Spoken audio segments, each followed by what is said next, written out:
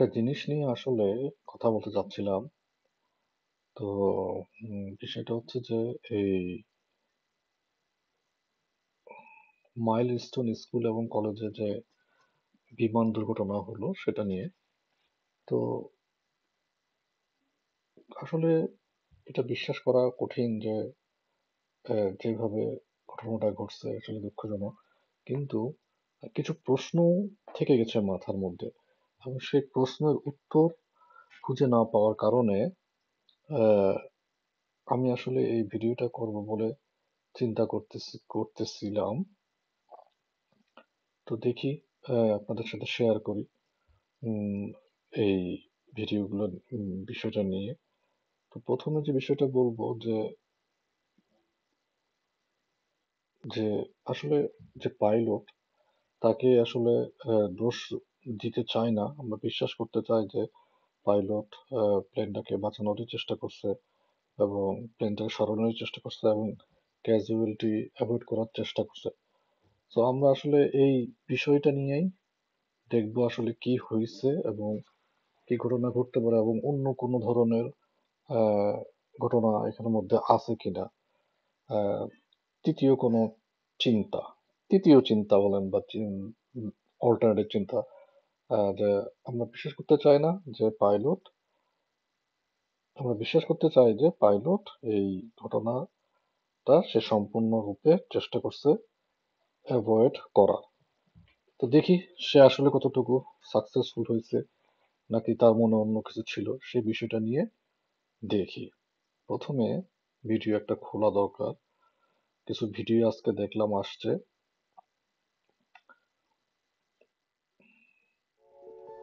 প্রথমে এই ভিডিওটা না, প্রথমে আমরা উম,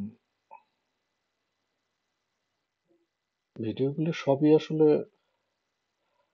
অন্য জায়গা থেকে আসছে, মানে সবগুলো ভিডিও আসলে গতকালের ভয়াবহ যুদ্ধবিমান দুর্ঘটনার সিসি ক্যামেরা। এটাও না। আমি চাচ্ছিলাম যে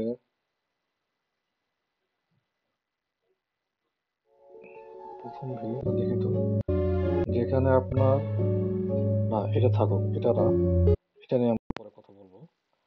ভিডিও তাহলে প্রথমটা হচ্ছে যে গতকালের ভয়াবহ যুদ্ধবিমান দুর্ঘটনার কিছু অংশ। এই ভিডিওটা। ওকে, প্রথমে আসেন এই ভিডিওটা দেখি, বোঝার চেষ্টা করি কি হয়েছে। তার আগে আমার একটা পেইন্ট টুলস দরকার। পেইন্ট, ওকে। আশা করি এই টুলসটা দিয়ে আমরা, দুঃখিত যদি লম্বা হয়ে যায় ভিডিও। ওকে, একটু মোটা করা যাক অ্যাঙ্গেলটাকে, দেখা যায়। Red colour, brush brush brush brush, একটু মোটা করে ব্রাশ দিয়ে আর একটু ডিলিট করে দিই।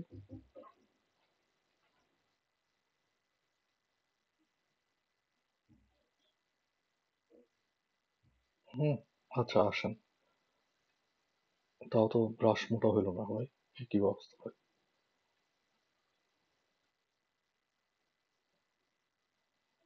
হ্যাঁ, ওকে, ব্রাশ মোটা হয়েছে। আন্ডু করা যায় কি দেখি তো। ওকে, আসেন ভিডিওটা দেখি। প্রথমে এই ভিডিওটা দেখছি যে পাইলট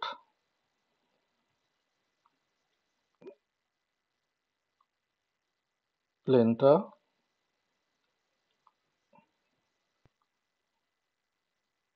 এই দেখেন প্লেনটা আকাশ থেকে পড়তেছে, দেখা যাচ্ছে যে প্লেনটা এভাবে করে নামতেছে। দেখেন, দেখেন, ঠিক এই মুহূর্তে, এই জায়গাতে পাইলট কিন্তু ইজেক্ট করছে, ঠিক এই পজিশনে, ঠিক বিল্ডিং এর থেকে সামান্য কিছু উপরে পাইলট ইজেক্ট করছে। আবার যদি দেখেন,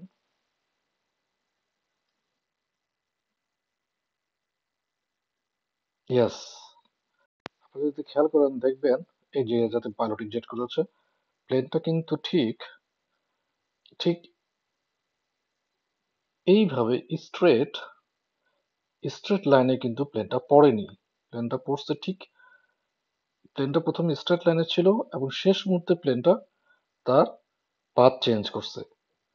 ঠিক এইভাবে করে প্লেনটা probably this is the trajectory of প্লেনটার। প্লেনটা কিন্তু ডাইরেক্ট এভাবে এসে পড়ে নাই। প্লেনটা নামছে প্রবাবলি এই অ্যাঙ্গেলে, নেমে তারপরে শেষ মুহূর্তে প্লেনটা তার তার গতিপথ চেঞ্জ করছে। অনেকটা এভাবে হতে পারে, এই এই ট্রেজেক্টরি স্ট্রেট আস্তে আস্তে দেন এটা টার্ন নিছে, অথবা এটা এইভাবে এসে প্লেনটা গিয়ে বিল্ডিং এ হিট করছে। আচ্ছা, তো ভিডিওটা আবার দেখি।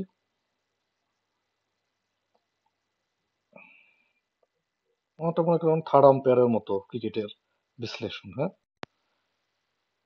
দেখছেন প্লেন কিন্তু এইভাবে এসে এইভাবে করে গেছে, এইভাবে করে এসে প্লেনটা এখানে আসার পরে এখানে পাইলট ইনজেক্ট করছে, তারপর প্লেনটা এইভাবে করে ভিতরে ঢুকছে। ঠিক এভাবে করে প্লেনটা এসে আঘাত করছে, এবং দেখেন আঘাত করার পরে এখান থেকে ধোঁয়া উঠছে। মানে এখানে প্রচুর স্টিল ভালো ডিস্টেন্স ছিল, যেটাতে আপনার সময় লাগছে প্রায় 1 সেকেন্ড 1.5 সেকেন্ডের মতো। তো এই ভিডিও থেকে প্রথম আমি মনে করছিলাম স্ট্রেট এসে পড়ছে, আসলে তাই মনে করছিলাম, কিন্তু এখন খুব ভালো করে খেয়াল করলাম আদার্স ভিডিও দুইটা মিলানোর পরে যে না, প্লেনটা স্ট্রেট এসে পড়ে নাই। প্লেনটা ডাইরেক্ট এভাবে করে এসে তার রুট পথ চেঞ্জ করে সোজা বাঁকা হয়ে প্লেনটা এখানে গিয়ে আঘাত করছে। আচ্ছা, এবার আসেন শেষ মুহূর্তে পাইলট তো ইজেক্ট করছে, এখানে দেখা গেল। এবার আসেন দ্বিতীয় ভিডিওটা দেখি।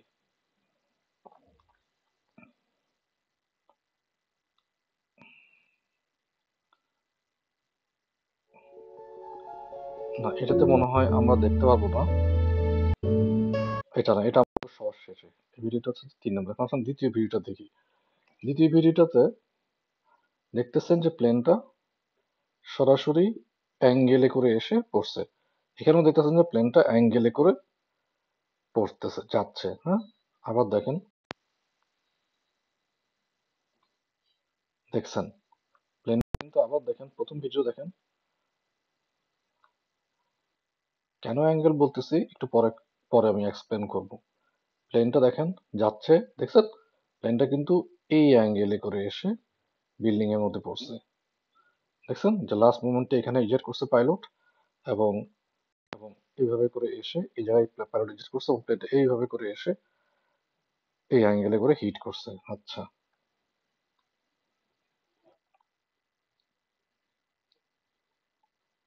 এখানে একটা ভিডিও আছে যেটা,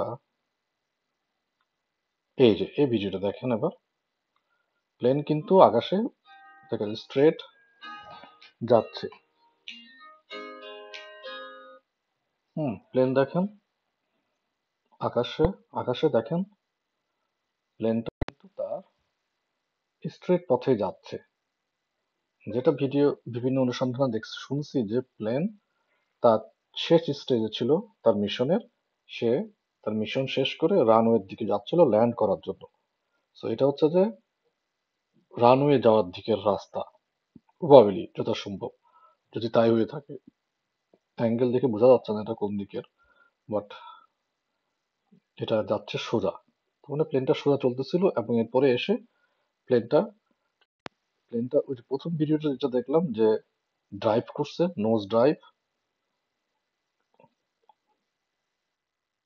প্লেনটা সোজা চলতেছিল, প্লেনটা সোজা যাচ্ছিল, এভাবে যাচ্ছিল যাচ্ছিল, তারপরে কোনো একটা জায়গাতে এসে সে এই নোজ ড্রাইভটা করছে। ওকে, যা মনে হইল দেখে। আচ্ছা, আসেন এবার নোজ ড্রাইভটা দেখি, এবং সঙ্গে সঙ্গে প্রচন্ড রকমের আগুন ধোঁয়া দেখতেছেন এখান দিয়ে যাচ্ছে।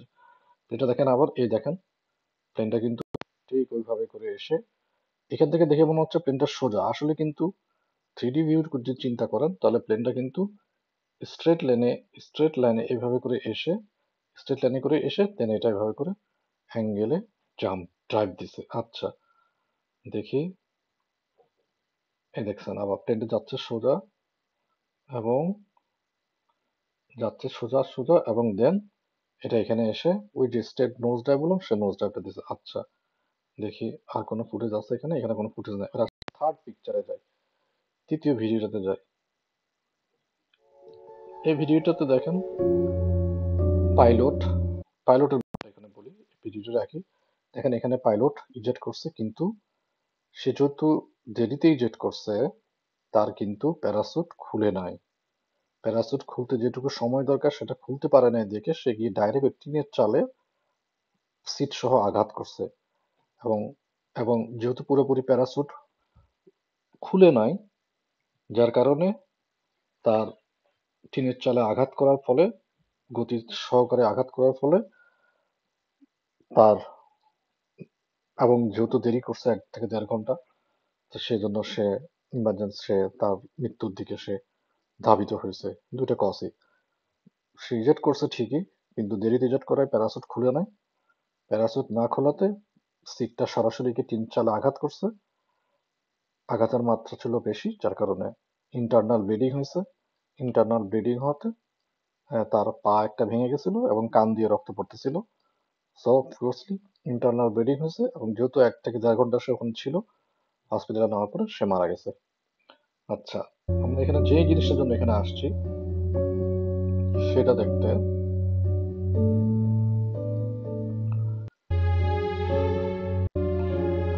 দেখেন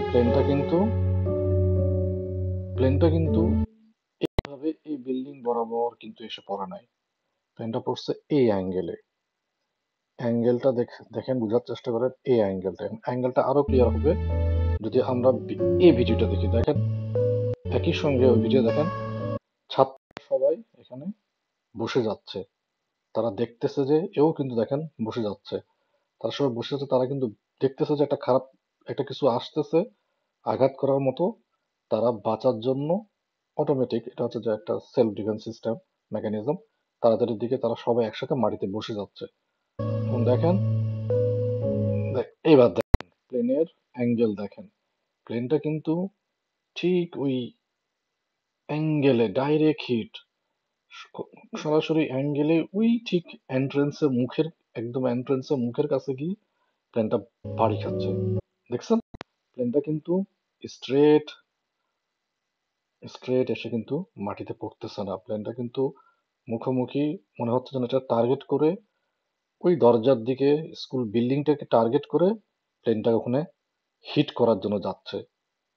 অনেকটা 9/11 অ্যাটাকের মতো, যে আপনি একটা অবজেক্ট টার্গেট করছেন এবং সেটাকে নিয়ে সে অবজেক্টের মধ্যে ফেললেন। আমি আমি কোনো বলতে, এবং দেখেন বাচ্চারা এখানে সবাই ক্লোজ হয়েছে, তারা তারা আতঙ্কিত হয়েছে এবং তারা দেখতেছে ঘটনা। হ্যাঁ, ওকে, এখন আসেন কিছু জিনিস নিয়ে আলোচনা করি। এই ভিডিও দেখার পর আমার মনে হয়েছে যে বিমান চালক কি বিমানটাকে শেষ মুহূর্তে কেন ইজেক্ট করলো, এটা একটা বিরাট প্রশ্ন। বিমান চালক তো আগেই যখন বলছে যে বিমানটা কন্ট্রোল হারাইছে, সে কন্ট্রোল তো আর মাটিতে এসে হারায় নাই, কন্ট্রোল হারাইছে আকাশে। এবং সে দেখতেছে যে বিমানটাতে তার কোনো নিয়ন্ত্রণ নাই, সে কমিউনিকেশন বন্ধ হয়ে গেছে। হ্যাঁ, আচ্ছা একটা জিনিস দেখি তো, টেল টেলের টেলের টেলে কিছু দেখা যাচ্ছে কিনা। সরি,